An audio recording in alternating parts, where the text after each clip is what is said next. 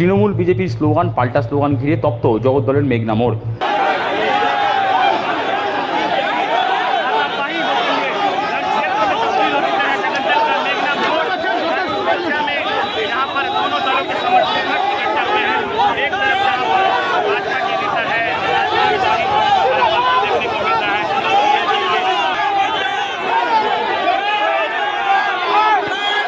তৃণমূল বিজেপির স্লোগান পাল্টা স্লোগান ঘিরে তপ্ত জগদ্দলের মেঘনা মোড় এলাকা।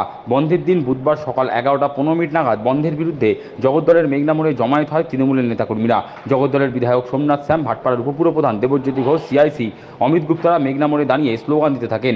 বন্ধের সমর্থনে দলীয় কর্মীদের নিয়ে মেঘনা মোড়ে হাজির হন প্রাক্তন সাংসদ অর্জুন সিং।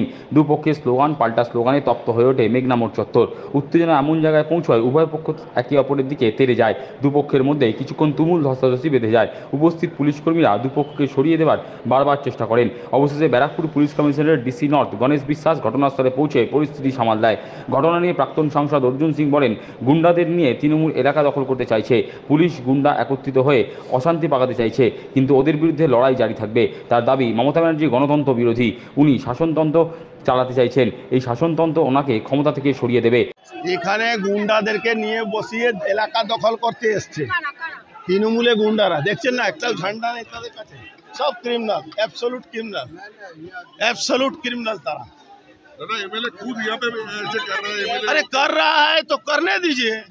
उसको लगता है कि बहुत बढ़िया काम है तो उसको समझ में आ जाएगा 2026 में। ये तो गणतंत्र का आप लोग स्ट्राइक कर रहे हैं, जो चाहे वो करेगा।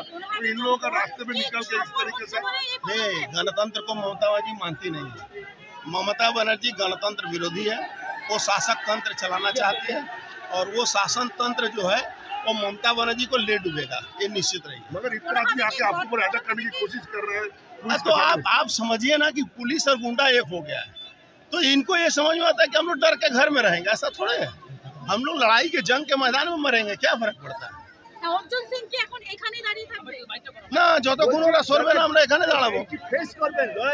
লড়াই তো ফেস করছি, মাঝখান থেকে ক্ষমতা থাকলে পুলিশ সরে যাক, কত ধানে কত চাল আছে আমি এখনই বুঝিয়ে দিচ্ছি, বলুন। অপরদিকে ভাটপাড়ার উপপুরপ্রধান দেবজ্যোতি ঘোষ বলেন, ওরা মেঘনা মিল জোর করে বন্ধ করার চেষ্টা করছিল, তার প্রতিবাদ জানিয়েছি।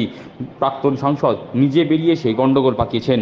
অভিযোগ করলে আপনারা দেখছেন না, আমরা তো মেইন রোডে দাঁড়িয়ে, আমরা মেঘনা মিলে আমাদের কাছে খবর এসছে জোর করে মিলটা বন্ধ করার চেষ্টা হচ্ছে। আমরা দেখুন মেঘনা মিলের সামনে দাঁড়িয়ে, প্রাক্তন এমপি সে তো নিজে বেরিয়ে এসছে এখানে, আমরা দেখুন এখনো মেইন রোডে।